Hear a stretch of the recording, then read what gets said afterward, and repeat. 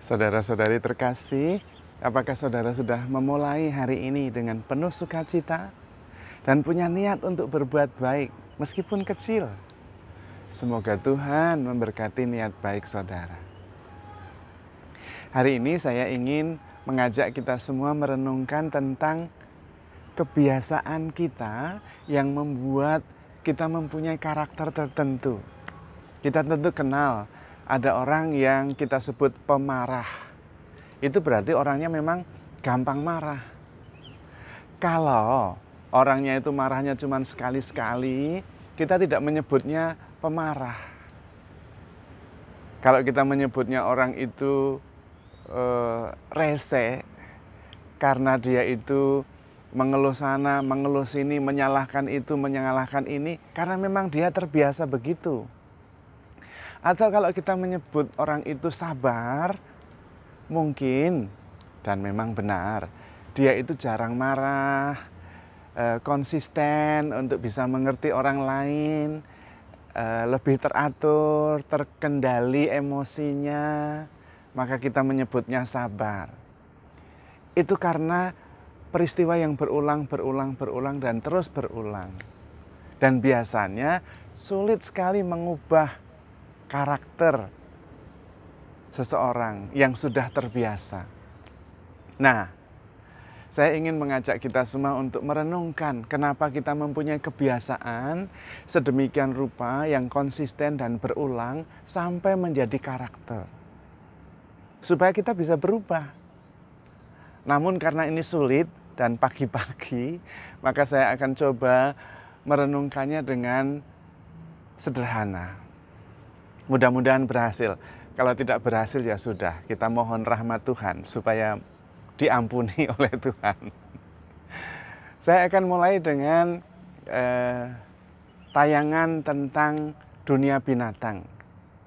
Kalau Anda suka menyaksikan Animal Planet atau National Geographic, National Wild gitu, tentang binatang-binatang di alam liar, mungkin Anda pernah menonton sebuah tayangan seekor kijang atau apalah kijang ya, kijang itu namanya, antelope, ya, kijang yang dikejar-kejar oleh singa dan dia berusaha lari sana sini dan dia berusaha keras sampai dia bisa lepas. Dan begitu dia lepas dari singa itu, dari kejaran singa, lalu dia kembali ke kawanannya, tarik nafas sebentar, dalam waktu singkat dia bisa makan rumput lagi, santai. Tadi memang ketika dikejar singa dia stres. Tapi 15 menit sesudah dia lepas dari kejaran singa itu, dia bisa santai, tidak stres lagi. Mengapa? Karena kita ini, badan kita, pikiran kita, tidak bisa menanggung stres terlalu lama. Stres itu membuat dalam diri kita itu tidak seimbang. Baik hormon tidak seimbang, emosi tidak seimbang, degup jantung juga tidak seimbang. Kalau kelamaan tidak seimbang, maka kita sakit. Maka para binatang itu dengan cepat menyesuaikan badannya, nafasnya, otot-ototnya, rilis kembali, dan kemudian santai, rileks, tidak stres lagi. Lalu bisa melanjutkan hidupnya seperti biasa. Berbeda dengan manusia. Manusia itu tanpa harimau yang mengejar, dia juga bisa stres. Cukup dengan berpikir. Nah, itu kelebihannya sekaligus kekurangan manusia. Kalau kijang itu stres kalau dikejar harimau, kalau tidak dikejar harimau, dia tidak stres. Kembali dalam 15 menit selesai, tidak stres, tenang, santai. Manusia tidak. Kalau ada harimau memang stres, pasti dikejar harimau pasti stres. Tetapi tidak ada harimau pun, manusia bisa stres. Bagaimana bisa stres? Cukup dengan memikirkannya. Pikiran manusia itu kuat sekali. Misalnya, dengan memikirkan hasil akhir yang negatif atau skenario negatif yang mungkin dari sebuah rencana kita, kita bisa stres. Padahal belum terjadi. Nah, otak kita ini begitu canggih sampai memikirkan saja bisa membuat kita stres. Kalau yang kita pikirkan itu negatif, yang kita pikirkan itu membuat khawatir, badan kita sebagai unconscious mind, pikiran tak sadar kita, badan kita, itu bereaksi terhadap pikiran kita. Jadi kalau kita memikirkan misalnya, kita punya rencana mau jalan-jalan, atau kita mempunyai rencana mau mengadakan acara di tempat terbuka. Nah, semua sudah diatur, sound system, panggung, dan sebagainya. Tetapi otak kita bisa langsung memikirkan skenario terburuk. Bagaimana nanti kalau hujan? Nah, maka begitu berpikir tentang hujan, sudah mulai stres. Sudah mulai, waduh nanti harus bagaimana supaya tidak sound systemnya tidak rusak. Harus siap dengan plastik untuk nutupi. Panggungnya harus dipakai tenda yang kedap air. Wah, macam-macam. Dan kalau hujannya dengan hujan badai bagaimana? Padahal mungkin pada waktu merencanakan itu langitnya biru, matahari bersinar. Tetapi otak kita bisa membuat hujan badai itu real. Dan badan kita sebagai unconscious mind bereaksi sesuai dengan pikiran kita. Dan muncul stres. Nah itu dia. Karena itu seringkali orang bisa sungguh-sungguh stres meskipun dia tidak menghadapi apa-apa. Kenapa? Karena pikirannya memikirkan tentang sesuatu yang buruk, yang belum terjadi, yang disebut dengan khawatir. Maka Tuhan Yesus mengatakan kepada kita, jangan khawatir. Kekhawatiran untuk besok, biarlah untuk besok. Besok mempunyai kekhawatirannya sendiri. Tetapi apakah mudah hanya dengan kata-kata itu kemudian kita tidak khawatir? Ternyata tidak. Karena pikiran kita ketika kita sudah biasa memikirkan sesuatu yang mengkhawatirkan, badan kita itu menyiapkan tombol-tombol stress response. Tanggapan-tanggapan untuk menanggapi stres yang disebut dengan hormon stres. Nah, ketika hormon stres kita itu naik, kita kemudian bereaksi sesuai dengan hormon stres yang naik itu. Masalahnya hormon stres itu yang terus-menerus itu bisa menjadi seperti narkotik karena menyiramkan energi ke otak kita. Dan kemudian kita bisa addicted, kecanduan terhadap hormon stres itu. Dan kemudian kita malah membutuhkan hormon stres itu. Otak kita sudah terbiasa, kemudian justru kalau tidak ada hormon stres, dia mencari itu.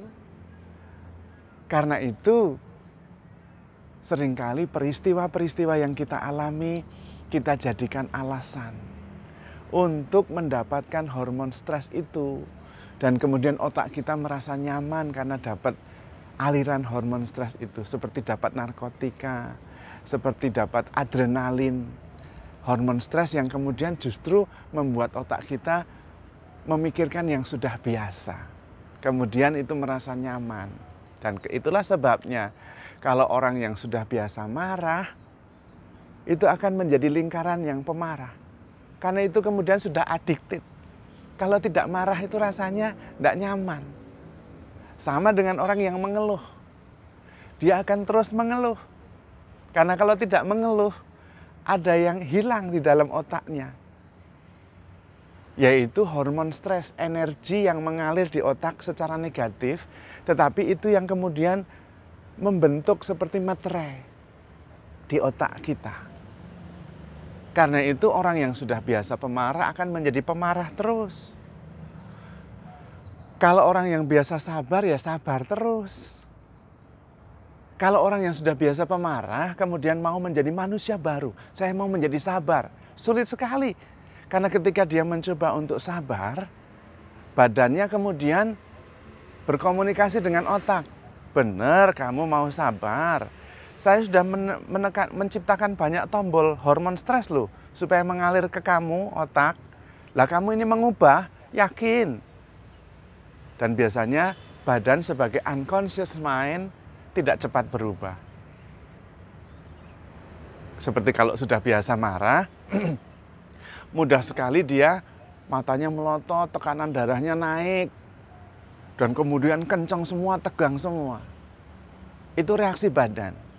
Kalau sudah seperti itu, jangan marah. Nggak bisa, karena sudah siap untuk marah, tinggal meledak.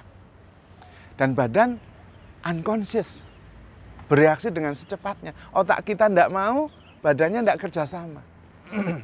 Maka seringkali meskipun kita tidak mau, kita tidak bisa. Karena itu bertobat itu sulit. Berubah itu sulit. Menjadi manusia baru itu sulit.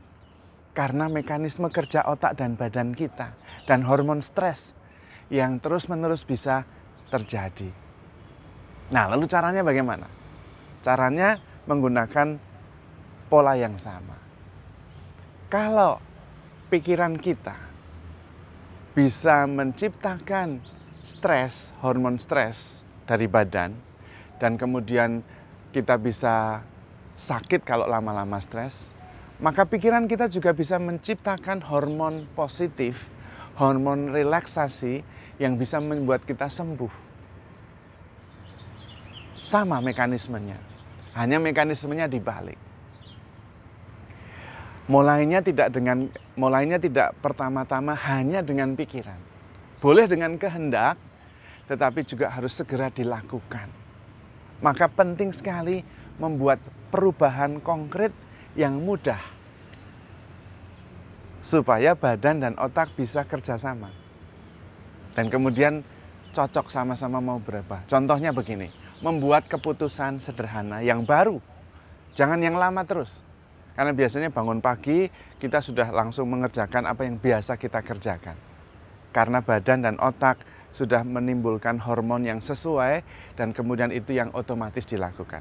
Maka melakukan sesuatu yang baru. Mengambil keputusan baru, simple tapi bisa dikerjakan. Misalnya, jam 7 malam, HP mati. Jadi misalnya suami, kalau sampai rumah, HP langsung mati, tidak akan ada HP. Istri-istri sama. Kalau suami sudah pulang jam 7 malam, HP mati. Wah, itu biasanya sulit. Karena biasanya sudah biasa buka HP, padahal nggak ada apa-apa pun dia buka. Siapa tahu nanti ada yang penting, dibuka ternyata nggak ada yang penting. Tapi kalau udah telanjur buka, akan buka terus itu. Badan kita dan otak kita itu sudah menciptakan tombol-tombol otomatis. Maka buat sesuatu yang konkret. Nah, itu bisa mengubah. Awalnya sulit. Nah, yang kedua adalah konsistensi. Lakukan secara konsisten, terus-menerus. Awalnya memang sulit, tapi lama-lama badan kita dan otak kita akan menyesuaikan. Maka, kalau kita ingin menjadi manusia baru, ingin berubah, harus konsisten dan dengan tindakan-tindakan yang baru, yang sungguh-sungguh baru dan konkret, yang kemudian dilakukan secara konsisten. Mengapa? Karena mekanisme yang kita sudah bangun ini sudah terjadi puluhan tahun. Maka untuk berubahnya juga perlu waktu. Kalau Anda yang sudah biasa pemarah, sudah biasa dominan, sudah biasa merasa benar, sulit untuk berubah. Tetapi bisa, yaitu harus dengan menguasai badan, emosi, dan pikiran. Dan untuk mengetahuinya harus tahu mekanismenya yang tadi saya sampaikan. Mekanisme keseimbangan. Hormon stres itu dibutuhkan supaya kita bisa seimbang. Ketika kita stres secara fisik, misalnya kita jatuh, luka, itu stres. Perlu hormon tertentu supaya seimbang lagi, karena ada trauma. Juga ada ketidakseimbangan kimiawi. Misalnya gula darah naik. Atau kalau para wanita yang masih aktif itu pada bulan-bulan tertentu emosionalnya naik pada hari-hari tertentu dalam bulan karena perubahan hormon. Nah, itu namanya stres, supaya seimbang. Lalu hormon stres dikeluarkan supaya menyeimbangkan itu. Kalau ada bahaya, hormon stres dikeluarkan supaya kita bisa mengatasi bahaya. Psikologis juga sama. Kalau kita merasa tidak diperhatikan, hormon stres naik supaya seimbang. Masalahnya itu tadi, otak kita itu meskipun tidak ada bahaya, dia bisa menciptakan bahaya kalau sudah biasa. Dan karena itu muncul kebiasaan, muncul karakter. Pemarah, sabar, tukang mengeluh, rese. Itu semua karena mekanismenya antara badan dan otak kita. Maka kita juga harus mengetahuinya. Dan salah satu caranya adalah menciptakan kebiasaan-kebiasaan baru. Habitus baru. Tetapi hal yang kecil-kecil. Dan perlu waktu lama. Karena kebanyakan kita dikendalikan oleh unconscious mind yang terekam di dalam badan dan tubuh kita. Kalau kita sudah biasa marah, emosi, badan kita sudah merekam. Dan itu unconscious, bereaksi secepat ini. Sehingga meskipun pikiran mau, tetapi tidak bisa. Maka perlu mengubah kebiasaan dengan menciptakan kebiasaan baru. Dan itu penting. Seperti tadi saya sebutkan, bisa mematikan HP, tapi juga bisa olahraga, bisa. Jadi pagi, saya tidak mau peduli apapun juga, bangun saya akan jalan kaki. Setengah jam atau 1 jam. Biasanya kemudian besok malas. Jalan 1 hari, 2 hari sesudahnya kembali. Badan kita akan mengatakan, yakin olahraga pagi. Saya sudah menyiapkan di dalam badan ini kalau pagi itu masak loh, bukan jalan kaki. Nah, itu. Kita sudah mempunyai tombol-tombol otomatis dalam unconscious mind kita, yaitu badan. Dan karena itu, latihan fisik itu penting sekali. Meditasi, jalan kaki, olahraga itu sangat penting untuk mengubah kebiasaan cara berpikir kita. Itu yang pertama, melatih badan. Tetapi juga melatih pikiran. Jadi kadang-kadang kita itu khawatir tidak bisa menyelesaikan tugas-tugas kita. Waduh, kalau saya olahraga nanti gimana saya? Belum masak dan sebagainya. Bagus semua. Tetapi kemudian kita perlu melatih bukan hanya fisik, tapi juga pikiran. Bagaimana cara melatihnya? Menciptakan lokasi waktu tertentu. Kalau kita misalnya sudah terbiasa kepikiran tentang hal-hal yang negatif, kita menciptakan, oke, saya akan khusus memikirkan hal yang negatif jam 11 siang sampai jam 12 siang saja. Kalau ada pikiran-pikiran negatif, nanti ya jam 11 ya, sekarang saya mau olahraga dulu. Kalau lagi ada pikiran-pikiran yang tidak baik, prasangka buruk, nanti ya jam 11. Dengan cara itu, kita melatih pikiran kita berdisiplin. Dan ketika itu konsisten, kita bisa berubah. Tapi perlu waktu lama, karena unconscious mind kita, pikiran tidak sadar kita, yaitu badan kita, itu sudah menciptakan tombol-tombol otomatis yang bisa bergerak dengan sangat cepat. Karena itu kalau orang sabar, disuruh cepat marah-marah ya susah, karena badannya nggak siap. Yakin, ketika otak kita memerintah, ayo kamu marah, badannya tidak terbiasa. Dia akan mengatakan, yakin kamu mau marah, tombolnya belum siap ini.